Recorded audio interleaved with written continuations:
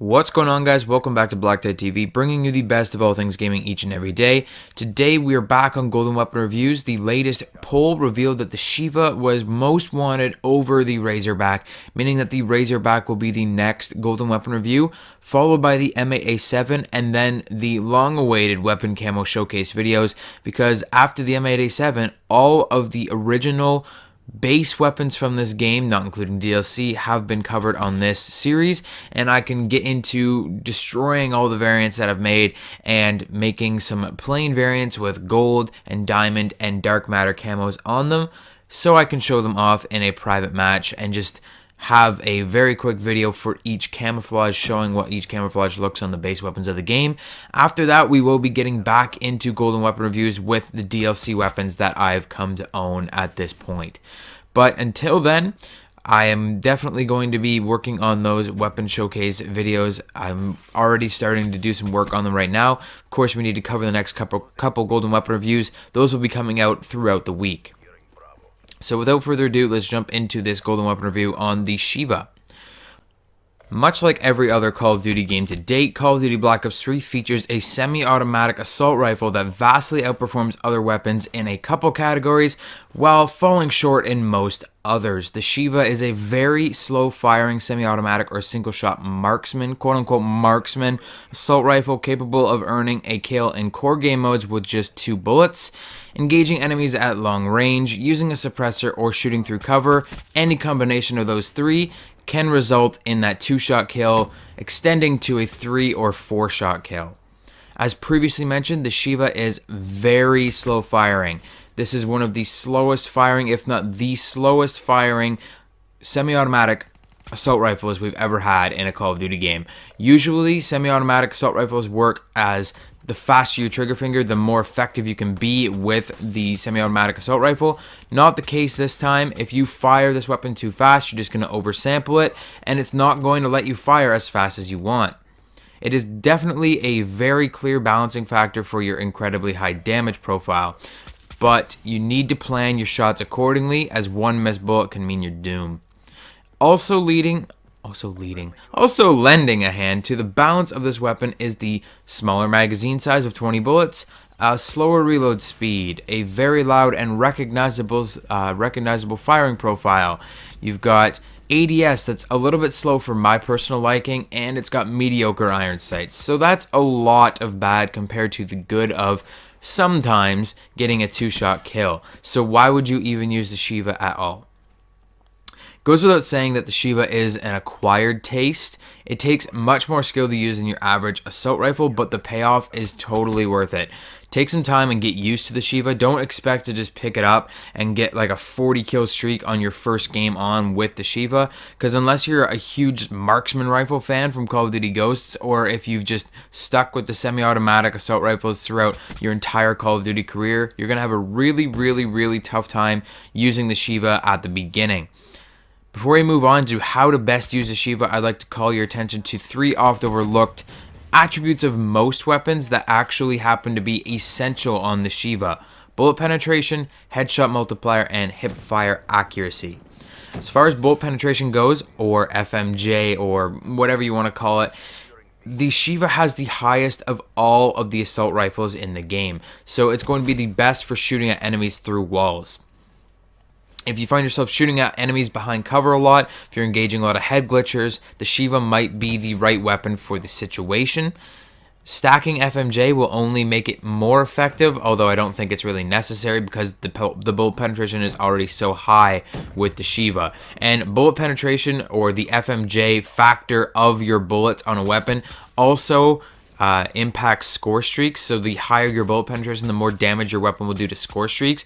So this is going to be a really good weapon to shoot down score streaks with your bullet weapon. So say you're shooting at a Cerberus or shooting at a Sentry, this is going to be a better choice for you than, say, the KN-44. The headshot multiplier on the Sheiva is nearly useless in standard situations unless you're using maybe a suppressor. It won't grant you a 1-shot kill unless you're, like I said, using a suppressor, or if you're shooting at a really long range where you're going to get a 3-shot kill. If you hit somebody in the head, you might get a 2-shot kill. So it's normally not very useful. However, when you stack high caliber, it will turn the Sheiva into a little Drakon Jr. and you will be getting one-shot kill headshots almost across the entire map. So high caliber, very, very useful attachment on this weapon. Last but far from least, you would think that being a semi-automatic weapon, the Sheiva would have terrible, terrible hipfire, but you would be thinking wrong. The Sheiva actually has really amazing hipfire. It's one of the best hipfire accuracies I've seen on assault rifles in this game. It's actually insane how accurate this thing is in hipfire mode. Hipfiring the Sheiva works wonders when you're in a pinch with enemies rushing into your zone. Stacking laser sight will only make it better. It'll make the Sheiva almost as accurate as an SMG when hipfiring. So apart from the fact that you're firing single bullets in that hipfire cone, the hipfire cone itself is very, very tight on the Sheiva. So now that you're aware of the 3 special Sheiva stats, let's talk about the best way to use this weapon. Hopefully you've noticed by now that today's Golden Weapon Review gameplay is a little bit unorthodox. There's no minimap, there's no HUD, I'm getting kills in 1 bullet. I'm playing hardcore mode, and I would highly, highly recommend that you play hardcore with the Sheiva. Hardcore is where the Sheiva goes from being a good gun to a god gun. By taking the Sheiva into hardcore, you'll officially be in possession of the best sniper rifle in Call of Duty history. It does enough damage that you can stack a suppressor and still get one-shot kills across the map. It holds more ammo than any other sniper. It fires faster than any other sniper. It ADSs and handles faster than any other sniper. You're basically holding a one-shot kill machine in your hands as long as you have the accuracy to use it. While we're talking about accuracy, the Sheiva actually has aim assist, where most sniper rifles in the game do not have aim assist. So this is just absolutely the best sniper rifle to use in hardcore mode. Even though it's an assault rifle, just treat it like a sniper rifle when you get into hardcore, and you're gonna have the best time. So take your time, be sure of your shots before you actually take them. Hit detection in this game is awful, so just do us both a favor and fire an extra shot at your enemies when you're engaging them, or you're gonna have some bullets just fly right through enemies. It does that to me all the time, just because hit detection is so bad. If you're in hardcore, fire at least 2 bullets at your enemies. If you're in core, always fire at least 3 bullets at your enemies. Even if you're sure that 2 of your bullets are going to hit them, fire an extra bullet anyways, because sometimes one of your bullets will just magically go through your enemy. So my sole recommendation is to use this gun on hardcore. It does some serious work in core, and you can definitely use it in core, but hardcore, it just becomes such a god gun. It's so unparalleled in hardcore that you might as well not even use it in core mode at all. Just use it for your hardcore weapon and you'll be happy. Moving into our attachment recommendations, I've got the Sheiva Sniper as seen in the gameplay for hardcore modes, and I'll also give you a dark matter variant for core.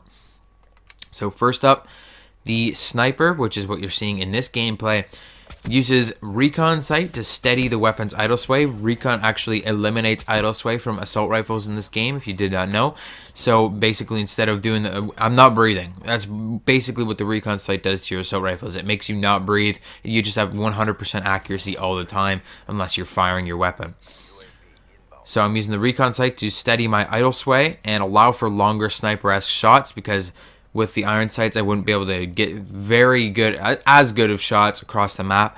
I'm also using a quick draw to aim down the recon sight a little bit faster, and suppressor, because in hardcore it doesn't necessarily negatively affect the Sheiva. It'll take away a little bit of the bullet penetration, but it will basically allow me to get one-shot kills across the map regardless of if I'm using a suppressor or not. So I might as well use a suppressor and stay off the radar, and that's why I'm using suppressor. I would use grip, but grip is not necessary in hardcore, because all you have to do to get a kill is put one shot on your enemies. So you don't really need to have the grip so you can keep continuously firing at your enemies. For our dark matter core variant, we'll need a few more attachments than that. We've already discussed high caliber and the surprising effects of laser sight, so we're going to put those 2 attachments on, as well as fast mags and rapid fire, so we can fire a little bit faster and reload a little bit faster. It might also be smart to put on a grip if you're using rapid fire, just because it will kick a little bit extra if you're using rapid fire, so grip could be helpful as well. But I don't think that you really don't need grip on this weapon, because you're firing it so slow. I don't think that grip is actually necessary unless you are using rapid fire to its fullest extent and just spamming the trigger as hard as you can. If you are, hopefully you have the MX Garand, because that's a much better weapon to use than this for a fast trigger finger. And that's it for today's Golden Weapon review, guys. I hope you enjoyed it. If you did, I hope you hit the like button to show your appreciation. Subscribe for more daily gaming goodness. There may or may not be a bonus video today. This video is going out pretty early in the day, so I might be able to get an Elder Scrolls Online video coming out this afternoon, or we might do a different game altogether. We'll see. I hope you guys are there for that. Make sure you're subscribed and checking back and seeing if that video is going to come out today or not. I will let you guys know on my Twitter page as well. Make sure you head over there and follow me at BlackTideTV on Twitter. And I'll leave you with the last minute or so of gameplay from this point on. Thanks a lot for watching, and I'll see you guys either on my bonus video or tomorrow. Thanks a lot for watching.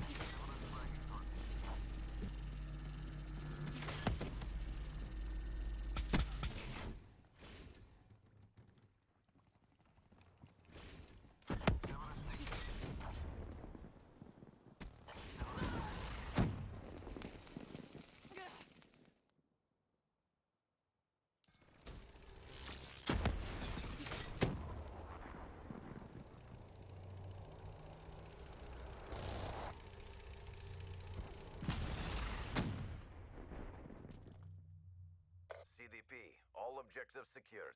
Great job. Mess with the best, die like the rest.